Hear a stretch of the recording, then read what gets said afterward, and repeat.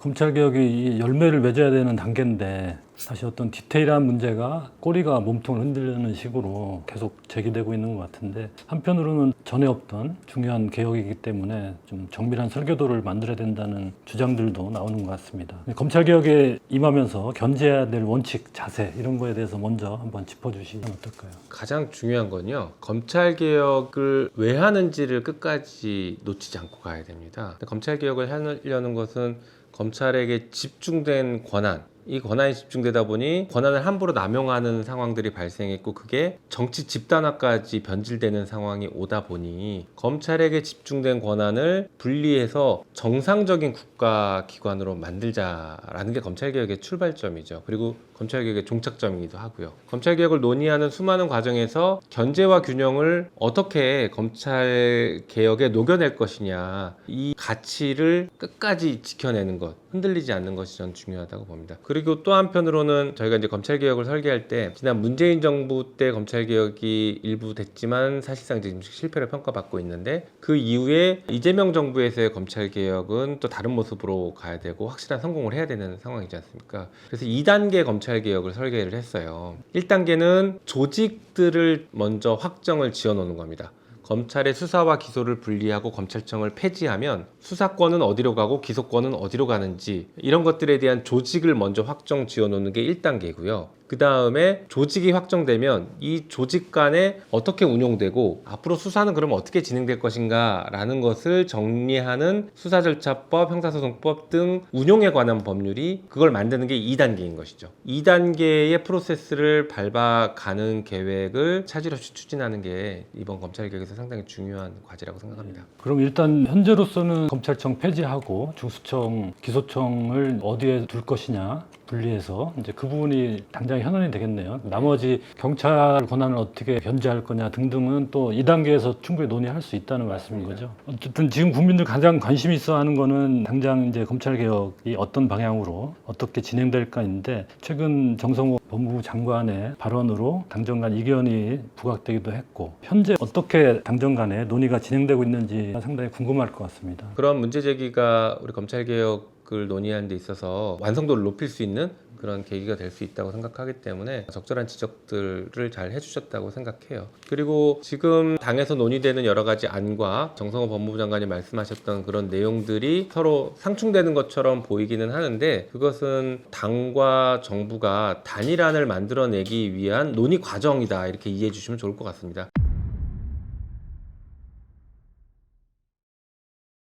또 하나 궁금한 거는, 법무부 장관 정책부좌관인 조상호 변호사가 이재명 대통령의 과거 변호인도 지냈던 분이라서 그분이 최근에 많은 발언들을 하고 계셔서 일각에서는 이 대통령의 의중이 반영된 게 아닌가 이런 시각도 있거든요. 일단 저는 그럴 가능성은 낮다라고 봅니다. 그게 왜 그렇게 말씀드리냐면, 이재명 대통령님이 중요한 사안을 결정할 때 업무 스타일을 잘 알고 있기 때문이에요. 대통령님이 일을 할 때는, 어떤 중요한 결정을 해야 될 때는 먼저 결론을 내리고 그 방향으로 사람들을 설득해서 끌고 가기보다는 양쪽의 의견을 충분히 듣습니다. 끝까지 의견을 듣고 마지막에 결론을 내리거나 아니면 결론을 내리기 위한 공론화 과정을 거치거나, 이런 방식을 취하시기 때문에요. 조상호 변호사가 그렇게 얘기를 했다고 하더라도 그게 대통령님께서 직접 그 의중을 가지고 조상호 변호사가 그것을 막 대통령님의 의중을 얘기하고 있다라고 저는 보기는 좀 어려울 것 같습니다. 실제로 당내에서도 대통령님과 이 문제에 대해서 오랫동안 소통을 해왔던 사람들이 많이 있기 때문에요. 뭐 저도 마찬가지로 오랫동안 소통을 해왔던 사람이기 때문에요. 대통령께서 이거는 이 방향으로 간다라고 지금 확정적으로 어떤 입장을 정하지는 않았습니다. 그래서 공개 토론을 했으면 좋겠다라고 이렇게 요청을 하신 것도 그런 취지인 것이고요. 전에도 이 문제로 많이 논의를 해보셨을 테니까 보시기에는 이 문제에 대해서 대통령의 접근법, 결론은 아니더라도 접근법은 어떤 것 같다고 보시나요? 대통령께서는 검찰개혁에 대해서 오랫동안 입장을 갖고 계셨어요. 예를 들면 수사와 기소를 분리한다라는 것은 확고한 이 원칙은 가지고 계셨고, 다만 수사와 기소가 분리됐을 때 수사기관, 소위 말해 경찰이 비대화되는 것을 어떻게 할 것인가에 대한 고민, 이것들을 해결해야 된다라는 문제의식을 가지고 계셨죠. 그래서 이 문제를 어떻게 정리하고 나갈 것인가에 대해서 그동안 검찰개혁안을 만들 때 많은 관여자들이 이 부분을 많이 신경 쓰고 고민들도 많이 했습니다. 대표적으로 나온 게 사실은 국가수사위원회라는 것이 결국에는 수사기관에 대한 견제를 어떻게 할 것인가에 고민의 산물이라고 좀 이해해 주시면 좋을 것 같아요. 근데 그게 지금 적절하냐 아니냐에 대한 논의들은 다시 좀 붙긴 했지만 출발점은 거기에 있다라는 점 말씀드리고 싶습니다. 그 부분은 뒤에서 다시 한번 질문을 드리도록 하고요. 이번 9월 내에 정부 조직법이 이제 통과가 된다면 그게 아까 말씀하신 1차 개혁인 것이고 그 이후에 또 이어지는 2차 개혁 그 과정도 국회가 중심이 돼서 하는 건가요? 아무래도 이제 국회라기보다는 이제 당정이 같이 협의해서 가긴 가는데요. 2단계 검찰 개혁에 대한 논의 같은 것들은 당에서 다양한 이제 안들을 또 만들어 갈 필요가 있죠. 한편 이것과 관련해서 대통령께서는 요번에 비서실에 사법제도 비서관을 신설했습니다. 그래서 사법개혁과 검찰개혁 관련된 이런 것들을 어떻게 보면 중요한 키를 가져가실 분이겠죠. 그리고 다양한 분야와 소통을 하면서 시민사회나 아니면 학계나 혹은 전문가 단체들과 소통하면서 다양한 안들을 만들어낼 수 있는 주체 세력이 있는 거죠. 논의 단위가 있는 것이죠. 그래서 그쪽에서도 논의하고 국회 내에서도 현재 특위가 있으니 그 특위를 중심으로 또 논의를 이어가면서 2차 검찰개혁의 내용들이 나와야 될 것 같습니다. 대표적으로는 형사소송법을 개정해서 바뀐 조직들에게 어떻게 적용할 건지가 중요하고 그다음에 수사절차법을 만들어야 되고요. 그다음에 최근에 많은 국민들께서 피해자의 권리구제에 신경을 많이 써야 된다라는 의견들도 많이 주고 계셔서요. 피해자의 형사참여보장법 이라고 일단 가칭 부르고 있는데 피해자를 어떻게 구제할 것인가, 피해자를 어떻게 두텁게 보호할 것인가와 관련된 이런 제도적인 것들도 마련할 필요가 있다고 생각합니다. 그러니까 지금 진행되는 검찰 개혁은 사실 출발에 불과한 거네요. 맞습니다. 지금은 이제 출발이죠.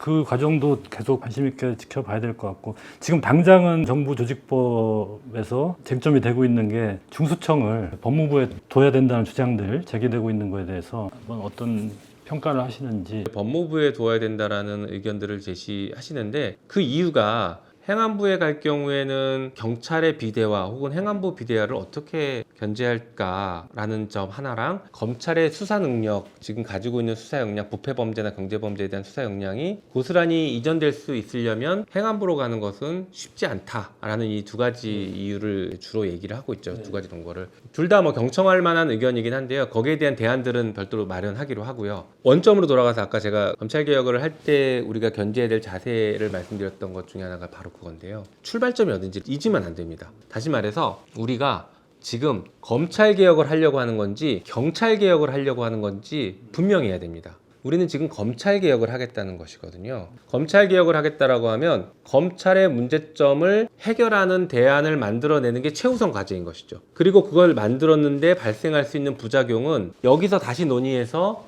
보완책을 만들어서 같이 가는 겁니다. 그런데 경찰이 비대화되니 검찰 개혁을 하지 말자라는 방식으로 논의가 거꾸로 가면 안 된다는 얘기를 하고 싶은 겁니다.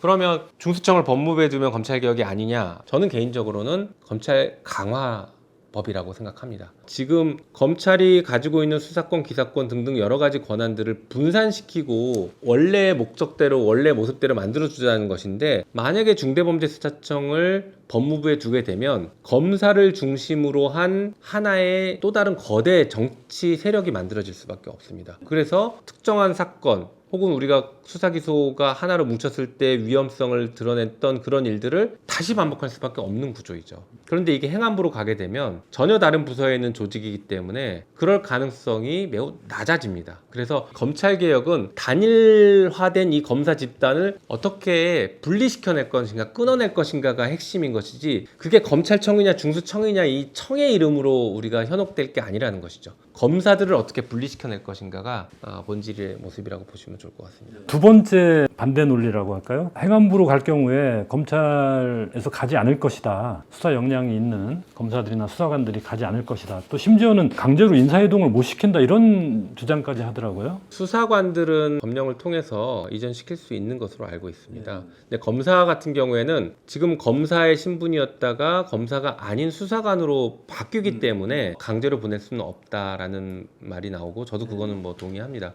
대신에 중대범죄수사청에 검사들이 수사관으로 간다라고 하면 충분히 가서 역량을 발휘할 수 있게 유인책 같은 것들을 제시할 필요는 있겠죠. 예를 들면 중대범죄수사청도 전국청이다 보니까 선호하는 근무지에 우선 배치를 해준다거나 뭐 초기에 그런 것들을 좀 배려해 줄 수 있겠죠. 그리고 직급도 현 직급을 그대로 유지해서 가서 불이익이 생기지 않게 하는 것들 필요한 것이고요. 또 한편으로는 중대범죄수사청에는 법적 쟁점이 되는 어려운 사건들이 많다 보니 법조인들을 수사관으로 많이 임용하자라는 의견이 나와서 그 부분도 저희가 만들었던 개혁 안에는 법조인들을 많이 뽑을 수 있도록 권고하자 이런 얘기까지 다 지금 집어넣는 상태였습니다.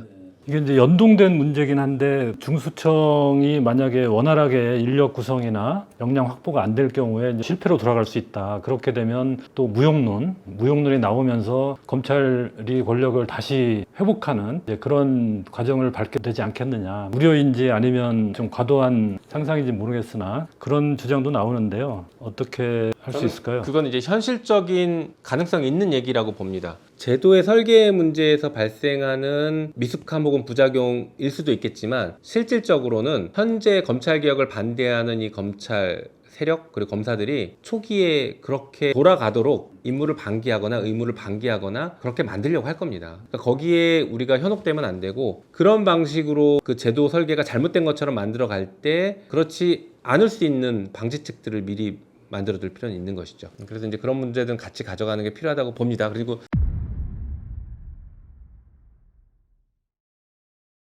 사실 이제 다시 조금 이전 단계로 돌아가서 말씀을 드려보면 대전제의 개념인데요. 검찰청을 폐지하고 수사와 기소를 분리하는 것과 분리된 수사권을 중대범죄수사청이라는 것을 만들어서 보내는 것은 항상 같은 선상에 있는 얘기는 아니에요.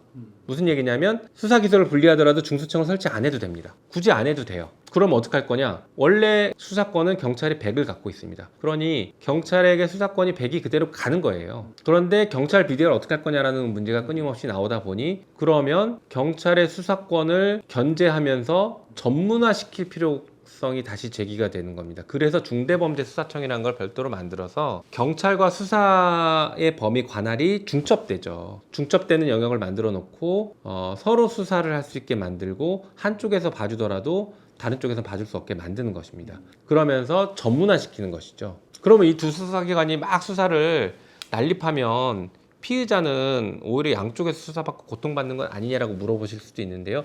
당연한 질문입니다. 그래서 국가수사위원회가 필요하다고 저희가 얘기하는 것이 이게 설계가 다 하나씩 올라가는 거거든요. 그러니 그럴 때는 국가수사위원회가 나서서 관할을 조정해줘라 라는 것을 그래서 얘기하는 것이죠. 그래서 이제 입체적으로는 이렇게 말씀드릴 수 있는 것이고요. 만약에 중대범죄수사청을 법무부에 주는 안을 관철시킨다라고 하면 차라리 중대범죄수사청 자체를 만들지 말고 법무부에는 수사와 관련된 권한이나 직원을 아예 두지 말아라 라는 것을 더 강하게 요구하고 싶어요.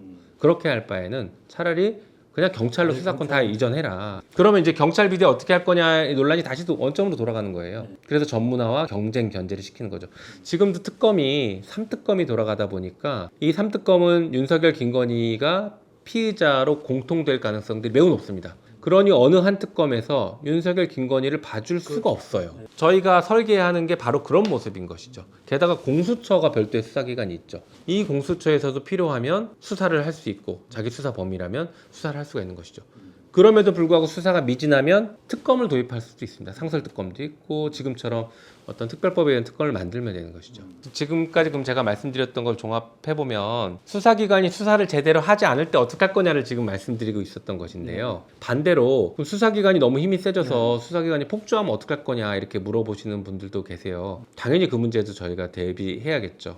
근데 그것을 대비하는 가장 확실한 것이 검사들에 의한 영장 청구와 검사들에 의한 기소권입니다. 그것만큼 수사기관의 폭주를 제어하는 게 없어요.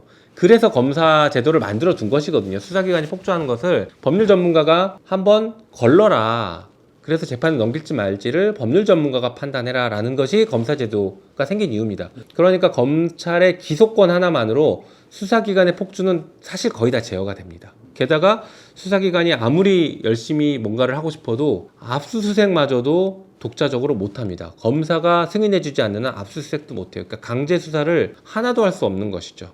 그러니 수사기관이 수사를 막 폭주하고 뭔가를 조작해내거나 뭔가를 만들어내고 누군가를 막 소환해서 별건으로 수사하고 하는 것들이 한계가 있는 겁니다. 검찰이 승인해주지 않는 한 거의 불가능해요. 그래서 수사기관 폭주는 이걸로 막을 수 있다는 거 말씀드리고, 수사기관이 뭔가를 안 하려고 할 때, 누군가를 봐주려고 할 때가 사실은 검찰의 통제 범위에서 벗어날 가능성이 있기 때문에 이런 다양한 경쟁 체제 혹은 견제책을 만드는 것입니다. 딱 그림이 정리가 되네요. 그러니까 수사기관의 중첩적인 관할을 통해서 서로 경쟁하게 함으로써 봐주기 수사를 막고, 맞습니다.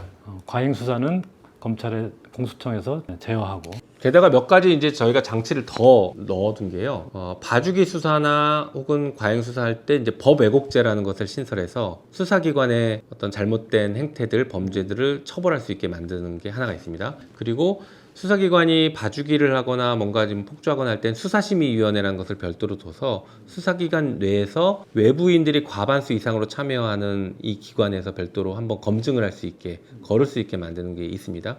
그거 말고도 아까 말씀드렸던 국가수사위원회라는 것을 둬서 관할을 이전하게 하거나 아니면 징계를 요구하게 하거나 이런 것들이 있고요. 그 다음에 검찰 항고 제도를 지금과 똑같이 유지합니다. 그래서 수사기관이 제대로 수사하지 않아서 뭔가 봐주려고 하면 피해자, 고소인이나 고발인들은 검찰에 항고를 해서 검찰이 사건을 들여다볼 수 있게 만드는 것이죠. 물론 검찰이 수사를 하지는 못합니다. 검찰이 들여다봤을 때 이 정도면 기소할 사안이야 라고 그냥 기소하면 되는 것이고요. 이거는 조금 더 수사가 필요한데 생각하면 보완 수사 요구를 하면 됩니다. 거기에 따르지 않으면 징계를 하거나 수사관을 교체하거나 하는 여러 가지 제도들을 또 두는 것이고요. 자연스럽게 경찰 수사기관에 대한 견제 이런 얘기로 좀 옮아갔는데요. 최근에 그 논의 과정에서 박찬훈 한양대 교수께서 가상 상황을 통해서 이런 우려점이 있다라는 걸 얘기해서 그걸 가지고 한번 말씀을 들어보면 어떨까 싶은데, 첫 번째는 경찰이 무혐의 불송치 결정을 하고 여기에 대해서 피해자들이 이의 제기를 했는데도 현행에서는 검사가 이런 경우 직접 보안 수사를 하도록 돼 있죠. 보안 수사권을 없애게 되면은 결국은 이게 사건이 없어지는 거 아니냐. 그래서 피해자들을 구제할 길이 열리지 않는다라는 어떤 가상 상황을 얘기하셨는데, 이 부분에 대해서는 어떻게 보십니까? 전제를 먼저 말씀드리면, 우리가 1단계, 2단계 말씀드렸잖아요. 1단계가 끝나고 나면 지금 현행법이 적용되지 않습니다. 그때부터는. 지금 말씀하신 이런 사례들을 고려해서 돌아가는 시스템을 다 바꾸는 2차 개혁 과제들, 입법을 하기 때문에 지금 현행법을 기준으로 앞으로 이렇게 될 거야 라고 얘기하시는 것은 잘못된 접근일 수 있다는 것을 말씀드립니다. 새로운 보완책들이 나올 그렇죠. 것이다. 필요한 그것까지도 법을 다 바꾸겠다는 게 저희 입장이기 그래서 때문에. 그게 동시에 시행은 동시에 되는 거죠. 맞습니다. 맞습니다. 그렇기 때문에 지금 말씀하신 상황이 현행법으로는 조직만 바뀌면 걱정이 될 수 있는 상황이죠. 하지만 그것까지도 다 운영법을 바꾸겠다라는 걸 먼저 이제 전제로 말씀드립니다. 이럴 때는 외국은 어떻게 하는지를 들여다볼 필요가 있습니다. 외국의 경우에는 대부분의 주요 선진국들이 검사가 직접 수사를 하지 않습니다. 그럼 이럴 때 어떻게 하느냐? 보안 수사 요구를 하거나 보안 수사 위촉을 합니다. 위탁, 위촉 이런 방식으로. 그러면 수사기관이 수사를 합니다. 안 하면 안 할 때에 대한 대비책들을 만들어서 아까 말씀드린 징계 요구를 하면 그 수사관 징계를 받게 되거나, 아니면 법 왜곡죄를 둬서 일부러 봐준다 그러면 처벌하면 되거든요. 이런 보안 장치들을 가지고 다른 나라들은 잘 돌아갑니다. 그 시스템들이. 그런데 우리는 아직 익숙하지 않은 시스템이다 보니 초기에 문제가 생길 수 있다라는 이런 우려들이 국민들께서 이제 제시하시는 것이고, 저도 그 부분은 전적으로 공감합니다. 그럴 수 있다라는 것. 그렇지 않게 만드는 설계들을 꼼꼼히 하겠다라는 것을 분명히 말씀드리고, 그런 설계 그 제도들 중에서 아까 말씀드렸던 수사심의위원회를 두거나 그 수사관을 교체하거나 아니면 징계를 요구하거나 아니면은 별도로 항고 제도를 둬서 하게 하거나 이런 것들로 다양한 방식으로 보완을 할 수 있습니다. 그리고 수사를 중첩적으로 두기 때문에 여기서 하지 않으면 다른 곳에서 수사할 수 있는 가능성이 생기는 거죠. 그럼에도 불구하고 계속 다 수사가 이루어지지 않으면 특검을 활용하는 것까지도 다 할 수 있습니다. 지금도 우리가 그렇지 않습니까? 검사가 수사를 안 하는 게 지금은 더 커요. 더 비일비재해요. 김건희 수사 안 하고 봐주고 있지 않습니까? 그러니까 저희가 특검 도입하는 것이에요.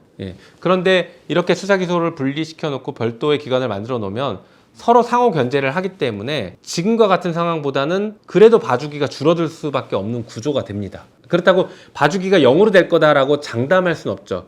그 장담하지 못하는 것들을 저희가 계속 제도적으로 끌어올리고 보완을 하는 것들을 연구하고 나가는 것인데요. 방금 말씀드린 그런 제도들을 통해서 상당 부분 보완할 수 있다라고 분명히 좀 말씀드리겠습니다. 또 한 가지 사례도 뭐 지금 말씀하신 대로라면 답은 비슷할 것 같은데요. 네. 이를테면 이제 구속된 피해자의 경우 중대범죄로 구속이 됐는데 검찰로 사건을 송치했는데 경찰이 수사한 증거나 이런 것들이 법에 저촉이 된다거나 아니면 충분치 못해서 추가 수사가 필요한다. 급하게 기소하기 전에. 그런 경우에 검사가 추가 수사권이 없으면 아예 기소를 못하게 되고 풀어줘야 되는 상황이 올 수도 있는 거 아니냐. 뭐 이런 가상 상황도 제시가 됐거든요. 네, 이제 그것도 현행법에 따르면 이제 검사의 구속 기간이 11 플러스 10일이니까 20일이니까 20일 안에 다 해야 되는 거죠. 네, 그런 염려를 하실 수 있죠. 현행법상으로는 충분히 문제 제기하실 수 있는 문제입니다. 그런데 아까도 말씀드렸던 것처럼 이 개혁을 하는 데 있어서는 현행법에 얽매일 필요가 없어요. 우리가 정치적 상상력을 발휘를 할 수 있는 영역입니다. 그래서 구속기간을 검사의 구속기간을 20일로 한정할 게 아니라 1심 재판의 구속기간은 6개월이거든요. 그 6개월과 검사의 구속기간을 단일한 기간으로 만들어버리면 됩니다. 이게 제가 갑자기 얘기하는 게 아니라 독일이 이렇게 하고 있어요. 구속기간 6개월을 검사가 기소하기 위해서 보안수사 요구해서 회신 받고 하는 이런 시간까지 다 포함해서 6개월을 1심 재판까지 가져갑니다. 그러면 지금 기준으로는 현행법 기준으로는 구속된 피고인은 6개월 플러스 20일을 1심 동안 구속이 되는데요. 이렇게 제도를 바꾸면 구속된 피고인은 1심까지는 6개월만 구속이 됩니다. 그러니까 오히려 피고인 입장에서는 구속기간이 줄어들죠. 20일을. 그러면 그 6개월 안에 1심 재판을 마쳐야 된다는 것이고 네. 그러면 기소 시점은 그 안에 언제 하더라도 상관없는 맞습니다. 식으로 운영되는 건가요? 네. 다만 법원이 충분히 재판할 기간을 검찰 입장에서 확보를 해야 되니 그 부분을 좀 빠르게 처리하려고 할 겁니다. 그리고 지금 이제 걱정하시는 게 어떻게 보면은 현실에서는 일어날 가능성이 좀 낮을 수도 있다고 보는 지점을 좀 말씀드리고 싶어요. 그게 뭐냐면 검찰이 보안 수사 요구했는데 그러니까 검사가 보안 수사를 요구했는데 수사기관이 보안 수사를 열심히 안 할 거다라는 것들에 대한 우려가 있으신 거잖아요. 수사기관이 누군가를 봐주게 하려고 하면 열심히 안 하려고 할 수 있죠. 그럴 때는 아까 말씀드렸던 징계나 여러 가지 절차를 거치면 되는 것이고요. 수사기관이 기소하려고 했는데 보안 수사 요구를 내리면 이때는 수사기관 입장에서는 열심히 할 수밖에 없습니다. 그렇죠. 왜냐하면 기소가 목적이 기소니까 기소를 하게 하려면 검사가 얘기하는 그 보안 수사를 적극적으로 할 수밖에 없어요. 그러니까 기소 의견으로 송치했을 때에는 보안 수사를 열심히 안 할 것이다라는 가능성은 사실 현실에서는 낮을 겁니다. 그리고 이제 제도 설계할 때 논의해야 할 부분이긴 한데 이런 게 있습니다. 경찰이 혹은 중대범죄수사청이 특정 사건을 수사할 때 수사 초기부터 그 관할 공소청의 검사와 협력 관계를 가져갑니다. 해외에서도 주요 사건들은 그렇게 다 하거든요. 어차피 영장 청구를 검사가 해야 되니 수사기관 입장에서도 수사 초기에 이런 중대한 사건이 발생했다. 이런 수사를 하려고 하는데 수사 방향을 어떻게 가져갔으면 좋겠냐를 검사와 상의합니다. 그리고 영장 청구할 때에도 사전에 지금도 마찬가지인데 중요한 사건의 영장 청구 사전에 수사기관이 경찰이 검사한테 다 들고 가서 협의합니다. 그래서 이런 방식으로 영장 청구하려고 합니다 라고 하면 검사가 이거 더 보완해야 됩니다. 아니면 A라는 사람의 진술을 더 들어오세요. 다 구체적으로 지시하거든요. 그 지시라고 표현하면 좀 그렇지만 구체적으로 지적을 합니다. 그러면 경찰이 가서 다 보완해 옵니다. 보완해서 다시 검찰에 가져가고 검찰이 이 정도면 된 것 같습니다 라고 하면 그때 공식적으로 영장 청구하거든요. 그러니까 사전에 다 조율을 합니다. 그게 현재도 그렇게 되고 있는 현재 거고 지금 하고 있어요. 그렇게. 외국에서도 다 그렇게 하고 외국도 그렇게 하고 있고 우리도 중요한 사건은 경찰이 다 그렇게 합니다. 현재도 그렇게 하고 있어요. 그러니까 앞으로도 수사라는 것이 그렇게 실질적으로 검사와 수사기관이 협력관계, 긴밀한 협력관계를 가지고 조율을 해나갈 수 있죠. 그러면 검사와 수사기관이 그러면 또 한 몸이 돼서 막 또 폭주하는 거 아니야 이렇게 우려하실 수 있지만 조직이 다르기 때문에 그럴 가능성은 지금보다는 훨씬 낮아집니다. 제로라고 말할 수는 없지만 지금보다는 훨씬 낮아져요. 우리가 제도를 설계할 때 모든 권력기관은 반드시 권력을 남용한다라는 걸 전제로 설계하는 것이거든요. 그러니까 쪼개놓는 것이에요. 근데 그렇게 쪼개놨어도 결국에는 남용을 한다. 그러니까 남용 안 한다는 것을 남용하는 걸 0으로 만들 것으로 우리가 설계는 사실상 현실에서는 불가능합니다. 그러면 그걸 최소화시키는 방식, 그래서 최대한 서로 견제하게 만드는 방식을 취하는 것이죠. 이런 얘기 하시는 분들도 많이 계실 거예요. 어차피 윤석열 같은 정권이 들어서면 수사권을 경찰에 주고 아니면 중수청을 행안부에 두고 그다음에 검사가 여기 법무부에 있더라도 결국에 대통령이 다 중심이 돼서 다 수사 기소 다 이게 관여해서 나쁜 짓 다 하면 못 막는 것 아니냐라고 말씀하시는데 타당한 지적입니다. 그런데 그거를 검찰이라는 곳에 한 그릇에 담아놨을 때는 그 가능성이 100이라고 한다면 두 개를 쪼개놓으면 가능성이 절반 가까이 낮아져요, 최소한. 그래서 우리는 지금 제도를 설계할 때는 그래도 가능성이 낮은 것을 자꾸 선택해서 가야지 이걸 0으로 어차피 못 만드니까 개혁하지 말자라고 가면 안 된다는 말씀을 좀 강조드리고 싶습니다. 그러니까 지금 말씀하신 게 검찰이 직접 지휘권을 갖는다 이런 차원은 아니지만 그렇더라도 얼마든지 그런 협력 관계를 통해서 향후 경찰이나 중수청의 어떤 부족한 부분을 또 뭐 검사들이 메워줄 수도 있고 또 견제할 수도 있고 어쨌든 보안 수사권을 유지해야 되느냐 폐지해야 되느냐도 하나의 큰 논란거리인데 아까 말씀하신 대로 2차 개혁 단계, 2단계 개혁에서 다뤄야 될 문제이긴 하지만 거기에 대해서도 한번 좀 정리를 할 필요는 있어 보입니다. 맞습니다.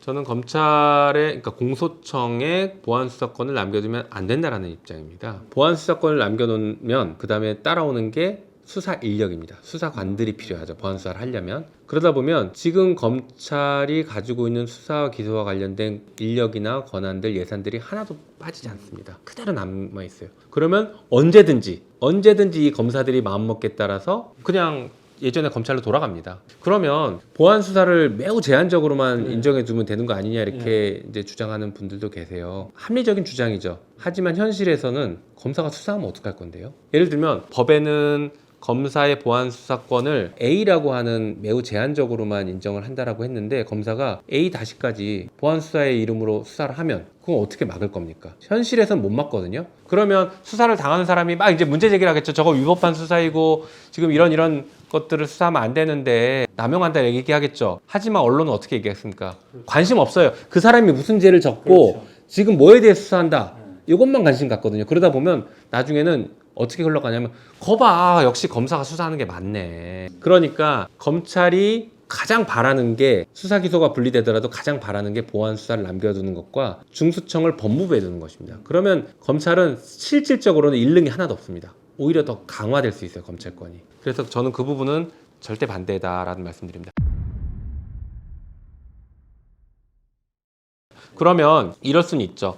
경찰이 수사를 했는데 수사기관이 수사를 해서 왔는데 검찰이 보안 수사를 하나도 할 수 없으면 예를 들어서 피의자가 자백했는데 이 자백했는지 안 했는지도 확인도 못하고 그럼 기소해야 되느냐 이럴 수 있어요. 그래서 기소 전 조사를 할 수는 있습니다. 조사와 수사는 다른 개념인데요. 모든 공무원들은 특정 사안에 대해서 조사를 할 수 있는 조사권이 있거든요. 그 차원에서 아예 명시적으로 조사권을 더 부여하는 것도 방법입니다. 그래서 그게 수사의 증거로 그 했을 때 조사가 수사의 증거로 쓰이거나 아니면 새로운 수사를 나아갈 수는 없지만 적어도 피의자가 뭐라고 했는지를 확인하는 절차, 경찰이 그렇죠. 확인하는 절차를 할 수 있는 것들은 인정해 줘야죠. 거기까지. 그러면 수사 인력은 사실 필요 없는 것이고 검사가 직접 확인하면 됩니다. 그리고 만약에 피의자나 아니면 피해자가 경찰 단계에서 미처 제출하지 못한 증거가 있는데 그걸 검사에게 제출하면 이미 제출하는 방식이면 그거는 증거로 법원에 현출할 수 있게 길을 열어두는 이런 정도까지를 열어두면 합리적으로 돌아갈 수 있거든요. 그리고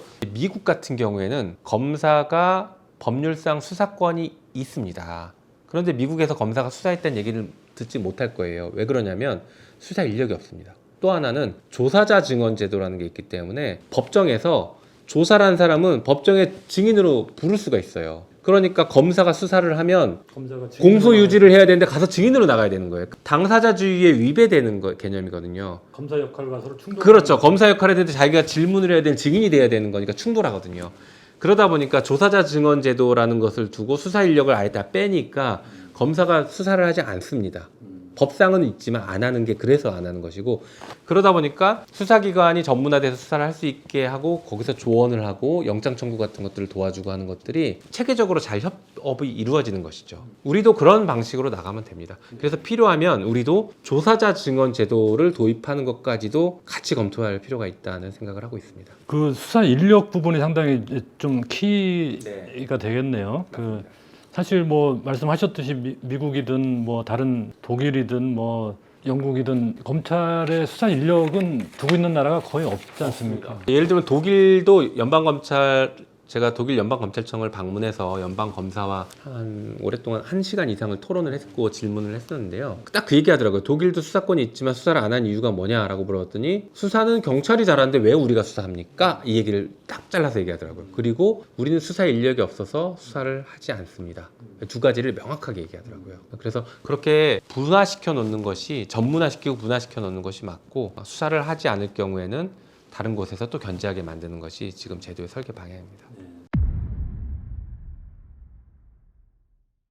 남은 게 국가수사위 부분인데, 국가수사위가 아무래도 이제 처음 제기된 제도고 생소하다 보니까 많이 잘 모르기도 하고 우려하는 것도 있는 것 같습니다. 수사위가 필요한 이유 이런 것부터 설명해 주신다면. 국가수사위원회는 사실 시민사회 쪽에서 요구를 계속 해왔던 제도예요. 그러면서 왜 이걸 요구하느냐? 수사기관에 대한 견제장치로 두자라는 의미에서 문제제기를 해왔던 것입니다. 수사권이 3개의 수사기관이 생기면서 여기서 돌아가는 것들을 어떻게 견제하고 조정할 것이냐에 대한 문제제기가 있는 것이죠. 그것을 해결하기 위한 기구라고 보시면 됩니다. 예를 들면 이번에 윤석열 내란 사건을 수사할 때 검찰이 수사하겠다라고 했고 공수처가 수사하겠다고 하고 국가수사본부가 수사하겠다고 했습니다. 그리고 공수처와 국가수사본부는 별도의 수사본부를 만들어서 한 팀으로 움직였죠. 그래서 실질적으로는 2개의 팀이 서로 수사하겠다고 했어요. 그래서 윤석열을 누가 수사하느냐 가지고 조율이 안 됐습니다. 그게 큰 문제였죠, 초기에. 그렇죠.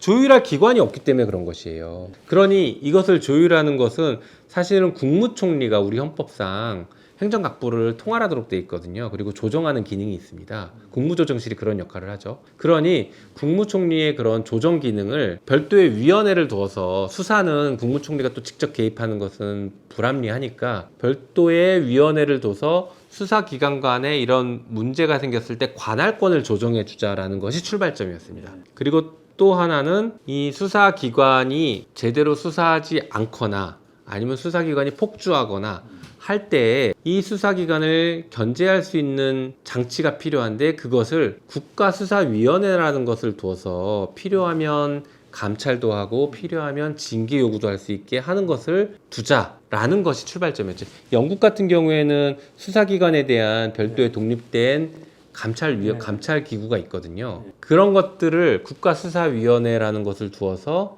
해보자. 그러니까 관할권 조정과 감찰, 독립된 감찰, 이 2가지 기능을 결합시켜 보는 것이 국가수사위원회의 논의의 출발점이었습니다. 그러다 보니까 수사기관에서 뭐 불기소하거나 수사기관 처분에서 뭐가 문제가 생겼을 때 이의 신청 절차를 지금은 검찰이 하느냐 아니면 수사기관 내부에 하느냐에 대한 여러 가지가 있는데, 별도로 국가수사위원회도 이의 신청을 해결할 수 있는 기관을 두면 제3의 독립된 기관에서 이의 신청까지 정리를 하면 국민의 인권 보호를 더 할 수 있겠다라는 취지가 같이 포함돼서 이 3가지 정도의 기능이 합쳐진 것이죠. 그런데 지금 이의 신청 기능을 두게 되면 너무 많은 사건들이 국가수사위원회에 몰리고, 경우에 따라서는 사건을 들여다보면서 사건에 대한 결론을 좌지우지할 수 있으니 옥상옥이다라는 비판이 나오고 있습니다.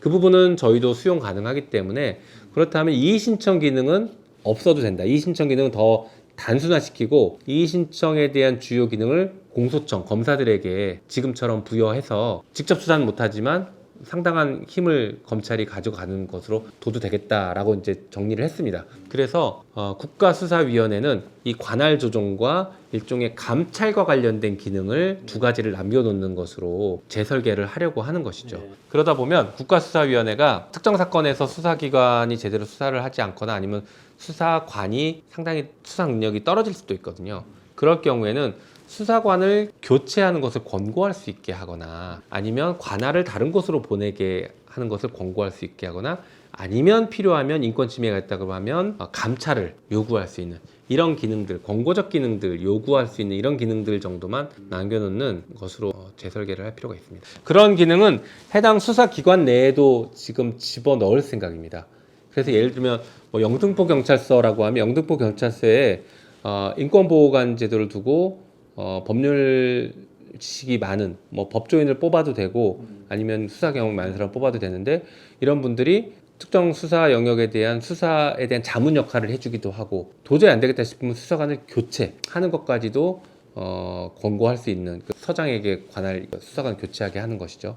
이런 방식의 일을 하는 것을 해당 수사기관 내에도 두는 것을 설계를 해두는 상태입니다. 그렇게 좀 각 수사기관을 두고 여기에서 해결이 안 될 경우에는 국가수사위원회에서 관여할 수 있는 것으로. 네. 그 부분에 대해서 뭐 여러 가지 우려하는 얘기들이 있었는데 말씀을 들으니까 상당히 해소가 되네요. 시간도 많이 됐고 하셨으니까 검찰 영장 청구권 얘기를 한번 좀 짚어보는 걸로 하실까요? 어쨌든 검찰 영장 청구권이라는 게 말씀 중에도 많이 나왔지만 검찰 공수청이 수사기관들을 견제하는 그런 수단이 될 수도 있고 또 어떻게 하다 보면 또 그걸로 또 검사가 여러 가지 수사를 방해한다거나 이런 그런 데 악용되기도 하는데 어떻습니까? 이거? 그런 양날의 칼이 있죠. 두 가지 방향을 말씀드리고 싶은데요. 하나는 수사기관에 대한 뭐 민주적 통제도 우리가 고민하고 있는데 수사기관에 대한 통제의 가장 강력하면서 바람직한 모습은 사법통제입니다. 그래서 법원에 의한 통제 그리고 법률가 집단인 검사에 의한 통제 이것이 수사기관에 대한 통제의 가장 바람직한 모습이죠. 그리고 이 검사들에 대한 민주적 통제를 대통령의 인사권 그리고 수사기관에 대한 민주적 통제를 대통령의 인사권 이런 것들로 하는 것이고 법무부 장관은 검사 혹은 검찰총장에게 수사 일반적 지위, 구체적 지위를 할 수 있죠. 이런 것들로 이제 통제를 하고 민주적인 통제 견제들을 하는 것들이죠. 이런 것들을 고려할 때 수사기관에 대한 통제는 사법통제가 가장 바람직한 모습이라는 걸 먼저 첫 번째 전제로 좀 말씀드립니다. 그러다 보니까 영장 청구권을 검사가 가지고 있거나 아니면 법원에 의해 영장 청구를 받아서 수사 강제수사를 할 수 있게 하는 이 설계는 기본적으로 바람직하죠. 다만 모든 영장 청구를 반드시 검사가 아니면 안 되게 우리 헌법에 두다 보니 실제 수사하는 과정에서 이것이 수사의 효율성 혹은 밀행성 이런 것들을 저해하는 요소로 장애 요소로 지금 작용되는 것들이 또 현실입니다. 특히 검사에 대한 수사는 검사가 독점하는 영장 청구권 때문에 하나도 못하고 있었죠. 이런 것들이 이제 문제점들이 발생하니 헌법 개정을 할 때에는 거의 우리나라에만 있는 제도거든요. 헌법에 넣어놓는 게 헌법 개정할 때에는 검사의 독점적인 영장 청구권을 헌법에서 삭제하고 법률로 규정하면 됩니다. 그러면 모든 영장 청구권을 그럼 검사한테 줄 거냐 아니면 수사기관도 영장 청구를 할 수 있게 만들 거냐라는 것을 구별해야 되는데 인신 구속과 관련된 아주 중대한 인권 침해는 여전히 검사가 영장 청구권을 법률로서 독점할 필요는 있을 것 같습니다. 하지만 체포와 관련된 것과 장기간 구속이 아닌 거죠. 단기 구속인 체포나 아니면 압수수색, 일상적으로 돌아가는 압수수색 같은 경우에는 경찰 혹은 수사기관도 법원에 직접 영장 청구를 할 수 있게 열어줘야 수사가 빠르게 진행될 수 있습니다. 이거는 그러면 너무 위험한 거 아니냐 생각하실 분들도 계시지만 주요 선진국들의 대부분의 나라는 이런 식으로 하고 있습니다. 수사기관이 압수수색 영장, 적어도 압수수색 영장 정도는 법원에 직접 청구할 수 있는 나라가 대부분입니다. 인터뷰 마무리하면서 이번에는 정말 잘 성과를 낼 수 있을 것인가에 대한 그런 전망 같은 것도 한번 말씀해 주시면. 지금 결론적으로는 지난번에 우리가 검찰개혁을 계속 실패하거나 미완에 그쳤던 것에 비해서 성공할 가능성이 그 어느 때보다 높다라고 생각합니다. 다만 한 가지 우려가 되는 점이 과거 저희가 검찰개혁을 추진했을 때와 다른 점인데요. 뭐가 달라졌냐면요. 지난 문재인 정부 때 검찰개혁을 할 때는 의원들 사이에서 검찰개혁에 대한 필요성부터 시작해서 이견들이 정말 많았습니다. 반면에 검찰개혁을 지지하는 시민사회나 우리 당원들이나 지지층에서는 이견이 없이 한 목소리였거든요. 검찰개혁을 이런 방식으로 이렇게 신속하게 해라라는 이견이 없었는데 지금은 양상이 굉장히 많이 세분화된 것 같습니다. 그래서 의원 내에서도 필요성이나 방향에 대한 이견들이 있지만 그래도 필요성에 대해서는 그 어느 때보다 단일한 목소리가 나오고 있거든요. 그런데 반면에 지지층에서는 혹은 시민사회 쪽에서는 검찰개혁에 대해서 오히려 과거에 비해서 단일한 목소리라기보다는 다양한 의견들이 나오고 있습니다. 이게 저는 좋은 면에서는 제도의 완결성을 높일 수 있는 아주 긍정적인 효과를 낼 수 있다고 보는데, 만약에 이게 자칫 잘못된 방향으로 흐르면 검찰개혁에 대한 동력이 후퇴될 수 있는 가능성도 있기 때문에 이 부분을 저희가 이제 정치권에서는 예의주시하면서 힘을 하나로 모으는 노력들을 많이 해야 된다고 생각해요. 그래서 우리 대통령께서도 공개적으로 토론하라라는 그런 주문을 하신 게 이런 의견이 갈라지면서 동력이 뿔뿔이 흩어지는 것을 경계하기 위해서 말씀하신 거라고 저는 이해합니다. 그래서 그런 차원에서 저희가 좀 신속하게 여러 가지 공론화 작업들을 거치고 있는 것들에 대해서 관심 많이 가져주시고, 그 부분에 다양한 의견이 있으면 또 언제든지 말씀 주시면 잘 경청하도록 하겠습니다. 어쨌든 뭐 합리적 토론을 통해서 어떤 의견이 뭐 100% 합치는 아니더라도 네. 충분히 모아질 수 있는 사안이니까 그런 공론화 과정을 통해서 좋은 결론이 도출되겠죠. 그리고 공론화 과정을 통해서 당정이 합의하는 안이 나오면 사실상 단일한 안이 될 것이고, 그때부터는 당정이 진짜 하나로 똘똘 뭉쳐서 갈 테니 그 과정에서 여러 가지 논의가 나오는 것들에 대해서 이것이 이견이 표출되고 뭐 어려울 것이다 라고는 너무 빨리 선을 긋지 말아 주셨으면 좋겠습니다.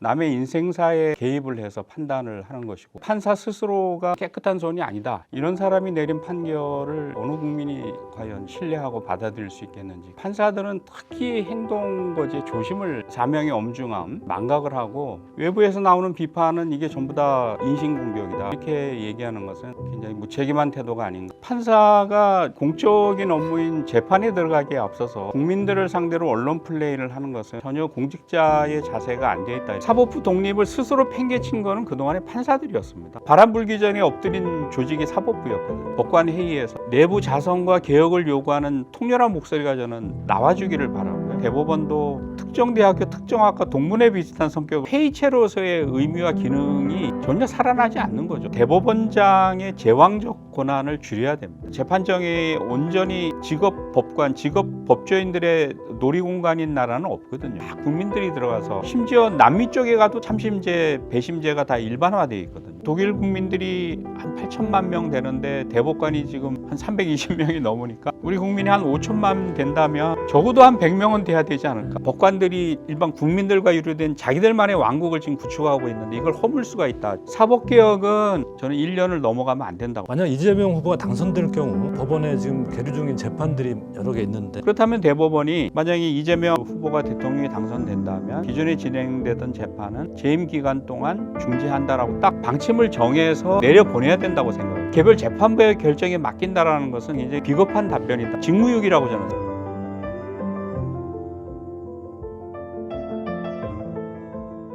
안녕하십니까. 논설의 박용현입니다. 조희대 대법원의 선거 개입에 이어 지규현 판사의 향응 의혹까지 터져나온 가운데 26일 전국 법관 대표회의를 앞두고 있습니다. 지규현 판사는 사진이 공개된 술자리에 대해 법조계 후배들과 저녁 식사를 한 뒤 일행의 권유로 인근 주점에 들러 기념사진을 찍은 것이라며 술자리가 시작되기 전 자리를 떠났다고 대법원 윤리감사관실에 해명한 것으로 전해졌습니다. 이 해명을 고지고대로 받아들일 사람이 얼마나 있겠습니까? 국민을 바보로 생각하는 게 아닌지 다시 한번 놀라울 따름입니다. 노종면 더불어민주당 원내대변인은 페이스북에 죄다 거짓말이라며 중간 정리만 해두자 지규현 법조인과 룸메 같다 라고 썼습니다. 오늘은 서보학 경희대 법학전문대학원 교수를 모시고 이 문제의 해법, 그리고 법관의 독립성이란 과연 무엇인가, 근본적인 사법개혁 방향은 무엇인가 말씀 들어보도록 하겠습니다. 조희대 대법원이 이재명 후보에 대한 파기환송 판결을 내린 뒤 대법원이 제3고심 절차까지 무리하게 진행해서 6월 3일 이전에 최종 선고를 낼 것이라는 가능성을 지적해 큰 반향을 불러일으켰던 분이죠. 서보학 교수님 모시겠습니다. 안녕하세요. 지규현 판사가 향응 의혹과 관련해서 지난 19일 윤석열 내란죄 재판에서 의혹을 부인하는 입장을 내놓고 곧바로 민주당이 관련 사진을 공개했습니다. 대법원 기준에 따르면 상시적 직무 관련자에 해당하고요. 법조인들입니다. 재판사의 행위에 대해 많은 시민들이 분노하고 있는데 법학자의 관점에서 무엇이 왜 문제인지 하나하나 짚어주셨으면 좋겠습니다. 네, 우리가 법원 재판 결과를 신뢰하는 것은 몇 가지 전제 조건이 있어야 된다고 생각을 합니다. 단지 뭐 판사들이 공부 잘하는 똑똑한 사람들이 내린 판결이기 때문에 국민들이 신뢰하는 것이 아니고요. 법원 판결은 공정해야죠. 민사 같으면 이제 원고 피고 간에 공정한 입장에서 판결을 내린다. 형사 사건 같으면 국가를 대표하는 검찰과 피고인 간에 제3자적인 입장에서 공정한 판결을 내린다. 공정성이 확보가 돼야 국민들이 신뢰를 할 수 있는 것이고요. 법원은 사회적인 여론이나 어떤 정치적인 외풍, 독립을 해야 되죠. 또 하나 이제 중요한 것이 판사들의 저는 청렴성이라고 봅니다. 남의 인생사에 개입을 해서 판단을 하는 것이고 특히 형사사건 같으면 그 피고인의 잘잘못을 따지는 자리 아닙니까? 판사 스스로가 온갖 부정부패, 향응에 물들어 있는 사람이다. 깨끗한 손이 아니다. 이런 사람이 내린 판결을 어느 국민이 과연 신뢰하고 받아들일 수 있겠는지 굉장히 냉소적인 태도로 받아들일 가능성이 크거든요. 지규현 판사가 내란 사건, 모든 사건을 지금 맡고 있는 재판장인데 윤석열 대통령 석방이라든가 비공개로 일방적으로 진행하고 있지 않습니까? 이런 일련의 흐름들 가운데서 지규현 판사가 과연 정치적인, 사회적인 특정 세력으로부터의 독립성을 유지한 채 재판을 하고 있는가 이런 의문을 사기에 충분한 지금 태도를 보이고 있거든요. 그러니까 그런 가운데서 이제 터진 지규현 판사의 청렴성에 대한 의혹 이런 것은 이번 판결과 사법 전체에 대한 국민의 신뢰에 큰 의문을 지금 제기하고 있어서 문제다 이렇게 생각을 합니다. 그런데 이런 문제 제기에 대해서 법관에 대한 인신공격이다, 재판에 영향을 주는 행위다 이런 식으로 되레 비판하는 말들이 나오고 있는데 공당이 어떻게 판사가 어디 가서 술 먹었다 이런 걸 가지고 그 판사를 공격할 수가 있습니까? 저런 식으로 잡혀찍게 하는 것은 예전에 베네수엘라에서 법관들 압박하고 겁박할 때 쓰던 수법이거든요. 법조계라는 사회는 여러 가지 학연이라든가 근무연 이런 걸로 굉장히 복잡하게 얽혀 있는 그 세계거든요. 특히 이제 법원 판사들이라든가 검사들이라든가 내노라 하는 똑똑한 사람들이 들어가 있는 그 세계는 뭐 특정 대학교 특정학과 출신들이 다수를 차지하고 있고 과거 같으면 이제 사법연수원 몇 기다 뭐 이런 식으로 서로 얽혀 있고 어느 법원 뭐 어느 과에서 근무를 했다 이런 근무연으로 아주 굉장히 복잡하게 얽혀 있고 형관들이 있고 옷을 벗고 나간 정관들이 있단 말이죠. 굉장히 복잡하게 서로 얽혀가지고 서로 인연을 맺고 수사나 재판 이런 데 영향을 끼치고 이 판사들은 특히 행동거지에 조심을 해야 된단 말이죠. 그렇지 않으면 판사의 청렴성이라든가 또는 중립성 이런 부분에서 바로 의심을 받기 때문에 판사들에 대한 언론의 감시와 비판, 시민들의 감시와 비판 이게 저는 더욱 필요하다고 이렇게 생각을 하거든요. 그런 위치에 있는 자신의 사명의 엄중함, 망각을 하고 외부에서 나오는 비판은 이게 전부 다 인신공격이다, 재판의 독립을 해친다 이렇게 얘기하는 것은 굉장히 무책임한 태도가 아닌가, 사안의 심각성을 모르고 하는 얘기가 아닌가. 의혹이 제기된 이후에 재판사가 보이는 그 태도가 오히려 또 더 문제라는 생각도 드는데요. 시민들이 법정에 가서 선서하고 거짓말하면 위증죄로 처벌을 받죠. 법원은 이제 그것을 사법방해죄라 그래가지고 굉장히 엄하게 다루고 있는데요. 그렇다면 지규현 판사라든가 판사들이 속한 대법원은 더더욱 정직해야죠. 국민들한테 정직해야 되고 스스로에게 제기된 어떤 여러 가지 의혹을 해명함이 있어서도 솔직해야 되고 국민들이 납득할 수 있는 해명을 내놓는 것이 우리가 바라는 태도죠. 그러면서 공판정에서 자신이 재판장인 법정에서 이런 개인적 비리와 관련한 해명 발언을 한 것 그 자체도 문제라는 지적이 많이 나오는데요. 그렇죠. 일종의 신상 발언을 한 게 아닙니까? 국회의원들이 저는 국회에서 가끔 신상 발언을 하는 건 들어봤어도 판사가 공적인 업무인 재판에 들어가기에 앞서서 기회를 이용해서 국민들한테 자기 신상 발언을 하는 예는 지금까지 들어본 적이 없습니다. 어떻게 보면 공과사의 개념 구분이 잘 안 되는 판사다 필요하다라는 생각도 들고요. 만약에 본인이 해명할 게 있다면 대법원 윤리감사관실에 납득할 만한 해명을 내놓든지, 공수처에 저는 고발된 걸로 알고 있는데요. 배당까지 수사기관에 자기가 납득할 만한 해명을 내놓으면 되는 것이거든요. 일종의 국민들을 상대로 언론 플레이를 하는 것은 이게 전혀 공직자의 자세가 안 돼 있다 이렇게 판단을 합니다. 지기현 판사는 그동안 재판 진행에서도 상당히 문제가 많았고 내란 우두머리 피고인 윤석열 구속 취소하고 그 과정에서 법 해석을 왜곡되게 하거나 아예 새로운 입법을 했다는 비판까지 받고 있는데 여기에 향응 의혹 그리고 거짓말까지 참 이건 어떻게 보면 헌법에 규정된 법률에 의하여 양심에 따라 재판해야 된다는 그 법관의 어떤 의무를 정면으로 위배하고 있는 게 아닌가. 그러니까 우리 헌법은 입법자의 역할과 법을 해석하는 법관의 역할을 명확하게 구분을 해놓고 있는 것이죠. 입법자는 법을 만들고 만들어진 법 테두리 내에서 법관은 법을 해석해서 적용하도록 이렇게 하고 있는데 구속기간 산정하고 관련해서는 법 문헌에 명시적으로 날로 계산하도록 이렇게 되어 있는데 지기현 판사가 이게 특이하게도 수십 년 실무 관행도 무시하고 법문헌도 무시하고 시로 계산을 해서 이렇게 풀어줬단 말이죠. 그러고는 다시 옛날 그대로 되돌아가지 않았습니까? 그러니까 그야말로 이제 윤석열을 풀어주기 위한 딱 일회성 해석을 한 것인데 저는 이것은 일종의 법문헌의 어떤 한계를 넘어서는 법을 스스로 창설하는 해석을 저는 했다고 생각을 하거든요. 이거는 명확히 법관에게 주어진 임무를 위배한 거죠. 재판을 함에 있어서도 어떤 공개 재판의 원칙을 어기고 그 내란 중요 임무 종사자들에 대한 비공개 재판을 계속 진행을 하고 있는데 오히려 군사 재판에서는 다 지금 공개 재판을 하고 있다는 거 아닙니까? 그러니까 뭔가 국민이 납득할 수 없는 재판을 진행을 하고 있단 말이죠. 거기다가 개인의 어떤 비리에 대한 의혹도 지금 제기가 되어 있는 상태고 저는 많은 국민들이 볼 때 정말 법과 양심에 따른 재판을 하고 있는 것이 아니다 이렇게 받아들일 가능성이 저는 크다고 봅니다. 이런 경우를 그냥 놔둬도 되는지 많은 시민들이 의아해하고 있는데요. 대법원이 이런 경우에 어떻게 무엇을 해야 되는지. 내란 재판 정말 중요한 사건 아닙니까? 이 중요한 사건의 재판을 받고 있는 재판장이 거짓말을 하고 편파적으로 내란 우두머리를 비호하는 듯한 이런 행태를 보이고 있는데 개인적인 비리 의혹도 지금 불거진 상태고 이런 사람에 대해서 계속 지금 이 재판을 맡기고 있는 것은 저는 정말 납득할 수 없다. 국민들도 납득할 수 없고 법원 내부의 대부분 판사들도 저는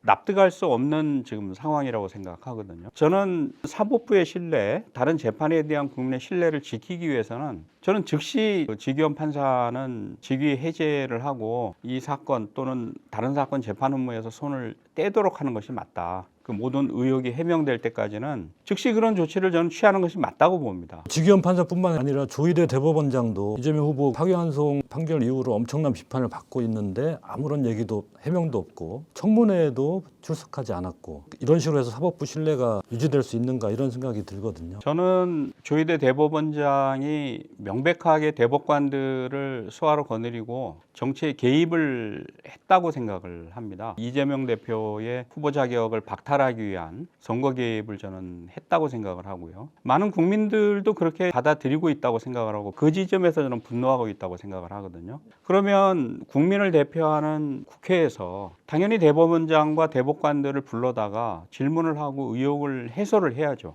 그리고 대법원장과 대법관은 국민들이 납득할 만한 저는 해명을 내놓아야 된다고 생각을 합니다. 일반 시민들도 마찬가지지만 국회의원들도 잘못을 해서 기소가 되면 법정에 출석해서 심판을 받지 않습니까? 대법원장과 대법관이 잘못했으면 당연히 국회에서 청문회를 열어서 불러다가 질문을 하고 비판을 할 수 있어야죠. 재판의 독립 이걸 내세워가지고 국회 청문회 자체를 보이콧하는 것은 저는 그야말로 국민들을 모욕하는 것이고 무시하는 것이고 우리 헌법이 국회에 부여한 헌법상의 권한을 무시하는 행태다. 굉장히 신랄한 비판을 받아야 된다고 생각을 합니다. 많은 법관들이 법원 내부에서도 비판 목소리가 나왔고 그래서 결국 26일 날 전국 법관 대표회의가 열리기로 예정이 돼 있습니다. 근데 안건이 상당히 좀 읽어보면 모호한 측면이 있는 것 같습니다. 재판 독립은 절대적으로 보장돼야 된다 이런 식으로 강조를 했는데 재판 독립은 당연히 보장돼야 하는 것이겠지만 대법원장이 정치에 개입하고 선거에 개입한다든지 그 과정에서 외부 세력과 어떤 교감이 있었다든지 지기현 판사가 약점을 잡혀서 윤석열 관련 재판을 비정상적으로 진행한다든지 이런 것들은 사실이라면 엄청난 문제인데 재판 독립이라는 명목으로 이런 의혹들을 차단하려고 하고 여기에 대해서 비판하는 것을 불운시하고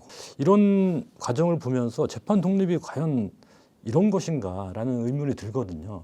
재판 독립은 우리 헌법이 보장하고 있긴 하지만 제일 중요한 건 스스로 지키는 게 중요하다고 생각을 합니다. 사법부가 그동안 크게 보면 한 4차례의 사법 파동이 있지 않았습니까? 정치적인 압력이 있고 내부가 구태의연한 어떤 관행 관습으로 부패해지고 물들어가고 이럴 때 이제 젊은 소장 판사들이 나서서 사법부의 독립과 내부 개혁을 부르짖었던 굉장히 아름다운 전통이었다고 생각을 하는데 그게 마지막이었던 게 2003년 4차 사법 파동이 있었던 걸로 알고 벌써 20여 년이 지났죠. 그래서 어떻게 보면 좀 내부의 젊은 판사들의 기계 소신 이런 것도 많이 사라진 게 아닌가 이런 좀 우려도 들고요. 저는 26일 법관 대표회의에 조금 기대는 하고 있는데요. 국민들을 좀 실망시키지 않았으면 좋겠다. 내부에서 자성의 목소리 또 강한 개혁의 목소리가 좀 나왔으면 좋겠다라는 생각이 들고요. 이런 요구를 우리가 해야만 되는 것이 사실 조희대 대법원장이 뭐 사법부 독립 얘기를 하지만 사법부 독립을 스스로 팽개친 거는 그동안의 판사들이었습니다. 멀게는 60년, 70년, 80년대 어목했던 군사 독재 정권 시절에 수많은 국민들의 인권을 침해하고 심지어 생명을 앗아간 것도 결국 법원 판사들이었고요. 가까운 예로는 박근혜 정부 때 사법부가 조직의 이익을 위해서 정치와 재판 거래를 한 것도 사법부였습니다. 누가 시킨 게 아니에요. 요구한 것도 아니고 우리가 흔히 하는 말로 다른 권력기관들이 바람 불기 전에 엎드리는 기관들이다 이렇게 비판을 하는데 그때 행태를 되돌아보면 진짜 바람 불기 전에 엎드린 조직이 사법부였거든요. 그런데 외부의 정당한 감시와 비판에 대해서는 꼭 또 사법부의 독립을 얘기를 한단 말이에요. 제발 저는 법관 회의에서 내부 자성과 개혁을 요구하는 통렬한 목소리가 저는 나와주기를 바라고요. 조희대 대법원장과 대법관들도 국민들한테 정말 고개를 숙이고 반성하고 자성하는 모습을 보였으면 좋겠다. 바람을 말씀드립니다. 사건 관계인으로부터 향응을 받는다거나 이거야말로 재판의 독립을 해치는 가장 나쁜 형태의 훼손이 아닌가. 그런 점을 정확히 지적하고 거기에 대해서 징치할 게 있으면 징치하고 하는 것이야말로 재판 독립을 위해서 필요한 조처가 아닐까 싶은데. 맞습니다. 법조계 온갖 인연으로 서로 얽혀 있고 전직, 현직 법조인들이 이런저런 인연을 통해서 역량을 주고받고 이익을 주고받고 이런 상황이기 때문에 국민들의 불신이 다 거기서 나오는 것이거든요. 이번 기회에 지기현 판사 개인 비리 의혹이 불거졌다 이렇게 하면 대법원이 정말 신속하고 단호한 조치를 취했어야 된다고 생각을 하거든요. 사법부의 독립이라는 주장만으로 그것을 커버하기에는 국민들이 실체를 너무나 잘 알고 있다. 저는 그렇게 생각을 합니다. 사법부 독립성, 재판 독립이라는 게 그 자체가 가치가 아니라 공정한 재판을 위한 전제 조건으로서 필요한 것인데 수단적인 의미의 독립성만 내세우면서 실제 재판의 공정성 이런 것들은 오히려 간과하거나 무시하고 있는 게 아닌가. 어쨌든 법관 대표회의에서 반성하고 자성하는 모습을 보이지 않는다면 더욱 강력한 사법개혁 이런 것들이 앞으로 있어야 되지 않을까 싶습니다. 새 정부에서 좀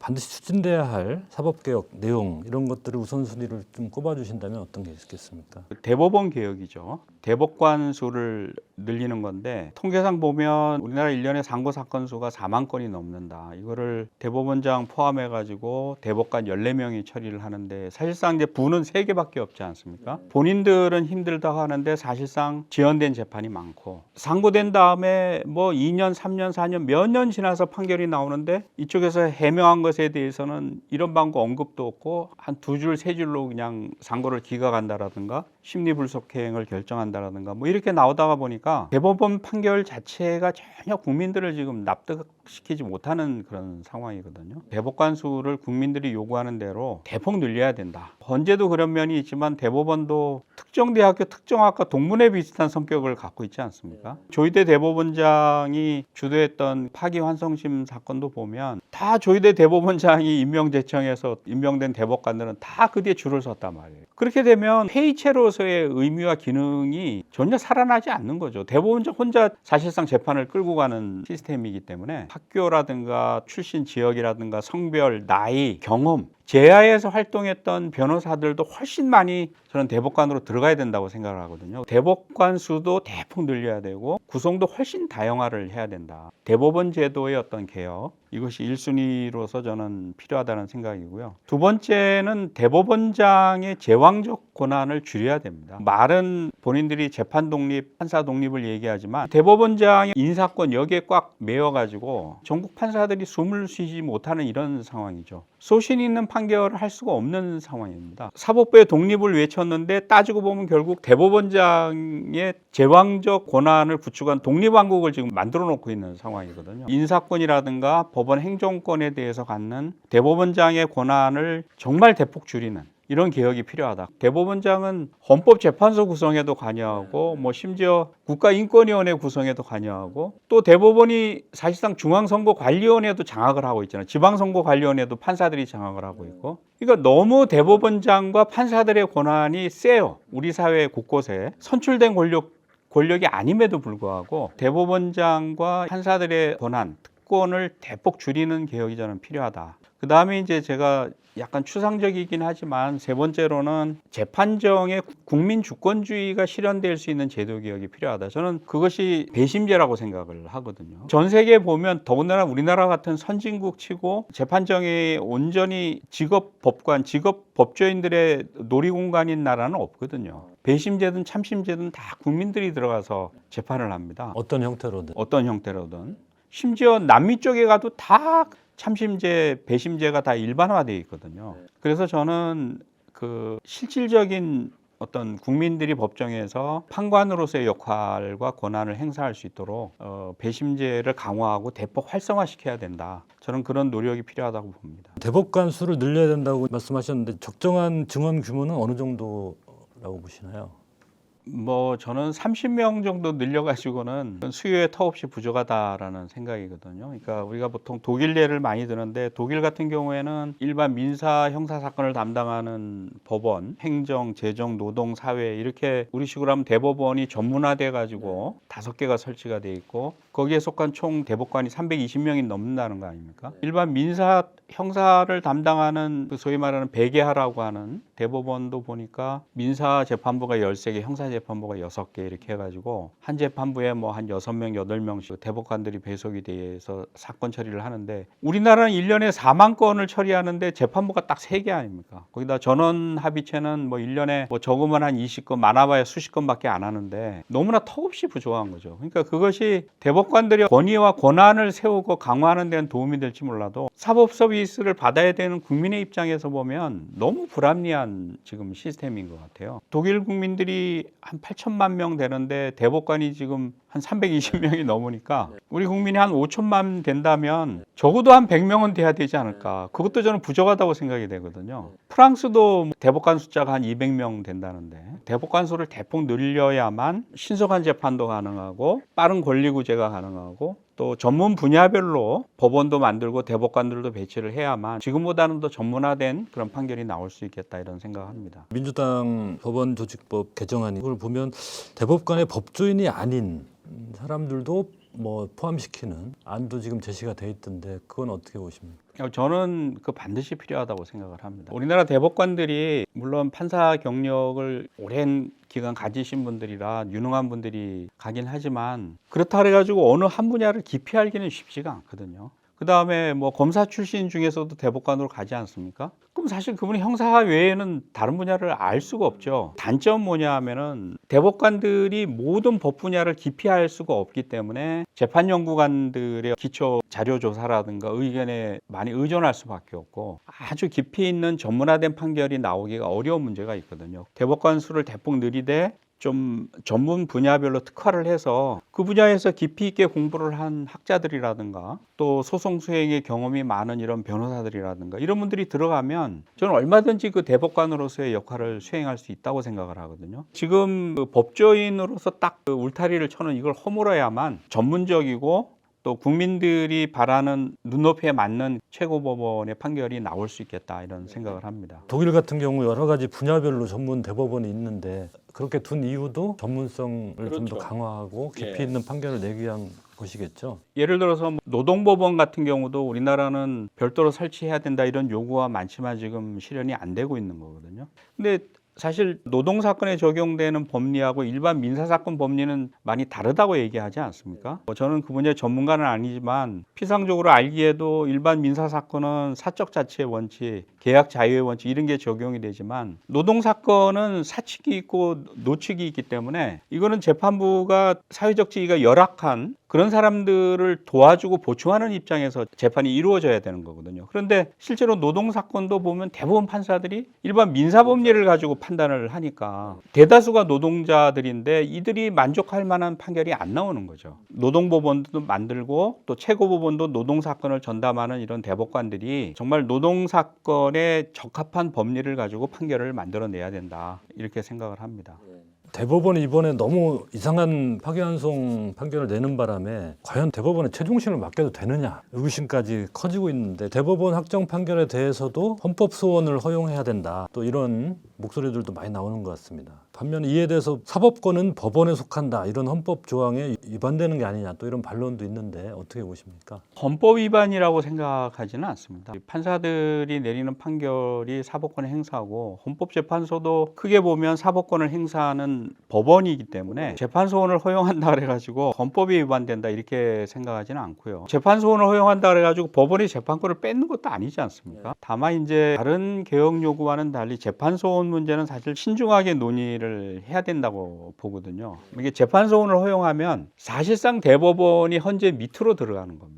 공식적으로 그렇게 돼버리는 거거든요. 사심제가 공식화되는 것이고 그러다 보면 대법원 판결로 인해서 기본권 침해가 됐을 때 구제받을 수 있는 가능성은 있지만 결국 판결이 확정이 돼가지고 법질서 분쟁이 해결되기까지는 지금보다 훨씬 더 많은 시간이 필요하고 비용이 필요하거든요. 그래서 이것은 좀 전문가들이 모여가지고 좀 신중하게 판단을 해야 되고 허용하더라도 정말 제한된 범위 내에서만 가능하도록 이렇게 제도를 설계해야 된다고 봅니다. 사법부가 국민 위에 군림하지 못하게 좀 더 민주적 통제 아래 두기 위해서 우리가 생각해야 할 수 있는 방안들이 또 있을까요? 대법원장 권한을 축소하는 거하고 관련이 있는데요. 법원 행정처도 대법원에서 분리를 해내야 된다고 생각을 하거든요. 그러니까 지금은 이제 대법관이 법원 행정처장을 하면서 전국에서 똑똑한 유능한 판사들을 뽑아가지고 일을 시키고 법원 행정처를 통해서 전국 법관들을 컨트롤을 하는 거거든요. 그렇게 되면 내부에서 재판의 독립, 법관의 독립이 지켜질 수가 없습니다. 법원 행정처를 분리해내서 흔히 얘기하는 사법행정위원회, 국회라든가 또 시민사회, 학계 이런 데가 관여를 해가지고 사법정책을 심의하고 의결하고 그것을 단순히 이제 대법원장은 따르기만 하도록 이렇게 시스템을 구분을 하면 저는 법원에 대한 어떤 국민들의 관여와 통제가 지금보다는 훨씬 강화될 것이다라는 생각이 들고요. 또 대법관 제청권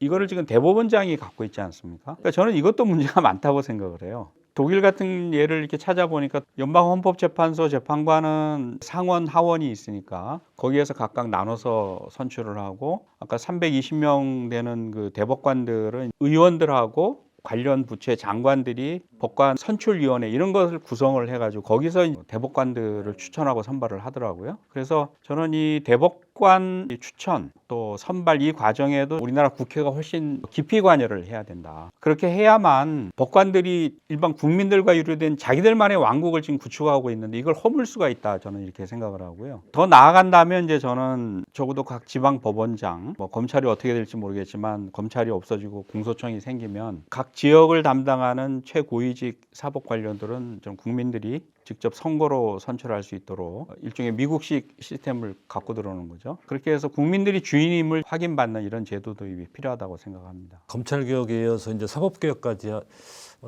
차기 정부에서 해야 될 일이 상당히 많아지고 그런 것 같습니다. 개혁들을 성공적으로 이뤄내려면 유념해야 될 점 어떤 게 있을까요? 그동안의 실패를 반복하지 않고 민주당 측에서 대통령 직속 사법개혁위원회를 설치하자 이런 제안을 했더라고요. 그런데 저는 검찰개혁은 정부가 바뀌자마자는 즉시 해야 된다고 봅니다. 검찰개혁은 시간을 끌면 안 됩니다. 6개월이고 1년이고 위원회를 만들어서 관련 당사자들 다 참여한 가운데서 논의를 하기 시작하면 절대 그거는 결론도 안 나고 실패할 가능성이 좀 크다고 보거든요. 검찰개혁은 그동안 논의가 참 많이 됐습니다. 그리고 국회 법안도 나와 있고요. 큰 줄기로 보면 검찰청 해체, 기소권 행사하는 공소청 설치, 특수 분야의 수사를 담당하는 특별수사청 설치, 공수처 역량 강화, 국수본 역량 강화 이렇게 대략 얼개는 짜 있거든요. 저는 뭐 정권이 바뀌면 이 부분은 저는 즉시 해치워야 됩니다. 시행 기간은 뭐 6개월이든 1년이든 유예 기간을 줄 수 있다고 생각하지만 즉시 저는 국회에서 법안을 설치하고 대통령이 법안 공포를 해야 된다는 생각이 들고요. 사법개혁은 위원회를 설치해서요. 대법원 개혁과 우리나라 재판제도 전반을 개혁하는 이런 위원회를 설치해서 이것도 저는 1년을 넘어가면 안 된다고 생각을 합니다. 빠르면 빠를수록 중요한 아젠다에 대해서 결론을 내리고 즉시 국회에서 법안을 만들고 통과시키고 시행을 해야만 저는 성공 가능성이 높다고 생각을 합니다. 만약 이재명 후보가 당선될 경우 법원에 지금 계류 중인 재판들이 여러 개 있는데 이것이 계속 진행될지 여부를 두고 또 논란이 되고 있지 않습니까? 어떻게 전망하시는지. 예, 그 문제에 대해서 이제 대부분 학자들은 다수 의견은 우리 헌법상 대통령은 형사소추를 당하지 않는다. 내란 위헌의 죄를 빼고는. 그래서 그 소추의 개념에는 기소뿐만이 아니고 재판 진행도 포함을 하는 거다. 왜냐하면 재판 진행은 검사의 공소 유지 기능이기 때문에 그렇게 해석을 하는데 또 일부에서는 이미 기소돼서 재판이 진행 중인 사건은 거기에 해당하지 않는다. 뭐 이런 반대 주장도 있고요. 천대엽 법원 행정처장 국회에서 각 개별 재판부의 판단에 맡기겠다 이렇게 답을 하지 않았습니까? 저는 그건 정말 직무유기성 답변이라고 생각을 합니다. 우리가 헌법에 그런 특별한 규정을 둔 것은 대통령이 원활한 국정 수행을 방해하지 않기 위해서 그런 규정을 둔 것인데 그렇다면 대법원이 만약에 이재명 후보가 대통령이 당선된다면 기존에 진행되던 재판은 재임 기간 동안 중지한다라고 딱 방침을 정해서 저는 내려보내야 된다고 생각을 하거든요. 그런 일을 하라고 대법원장이 있고 대법관이 있는 겁니다. 대법원장 혼자 결정하기가 어려우면 대법관들하고 회의를 하면 되거든요. 근데 그걸 각 개별 재판부의 결정에 맡긴다라는 것은 책임을 회피하는 굉장히 저는 비겁한 답변이다라고 생각을 하고 직무유기라고 저는 생각을 하거든요. 그래서 저는 조속히 대법원이 이 문제에 대해서 입장을 정해가지고 재판을 중지한다라는 방침을 세우기를 바라고 또 가장 확실한 방법은 형사소송법을 개정을 해서 대통령에 당선되면 진행되는 재판은 재직 기간 중 정지한다라는 저는 법안을 국회에서 통과시키는 것이 맞다고 봅니다. 이거는 뭐 이재명 후보 개인에 관련된 문제가 아니고 5천만 대한민국을 이끌고 나가는 대통령직의 원활한 수행과 관련된 문제이기 때문에 저는 그것은 공익적 차원에서 반드시 법을 통과를 시켜서 해결하는 것이 바람직하다 이렇게 생각합니다. 예, 저는 사실 조희대 대법원장과 대법관들의 행태에 대해서 너무 실망을 많이 했습니다. 많은 국민들도 뭐 저랑 비슷한 생각을 하실 텐데 이렇게 중대한 나라의 지도자를 뽑는 대선을 앞두고 저렇게 노골적이고 드러나게 정치에 개입을 하고 선거에 개입한 이거는 저는 사법부의 치욕의 역사로 남을 거다 이렇게 생각하거든요. 그래서 저는 조속하게 조희대 대법원장이 저는 사퇴하는 것이 바람직하다는 생각이 들고요. 또 국민들의 눈높이에 맞게 이번에는 대법원도 판사들도 저항할 것이 아니고 사법부가 저는 살아남으려면 국민들 눈높이에 맞춰서 개혁을 하는 수밖에 없다고 생각을 합니다. 그래서 사법부도 스스로 개혁의 의지를 보였으면 좋겠고 또 새로운 정부나 국민들도 관심을 놓지 않고 이번 기회에 철저하게 저는 사법부도 개혁을 했으면 좋겠다 이런 바람을 말씀드립니다. 긴 시간 좋은 말씀 감사합니다. 감사합니다.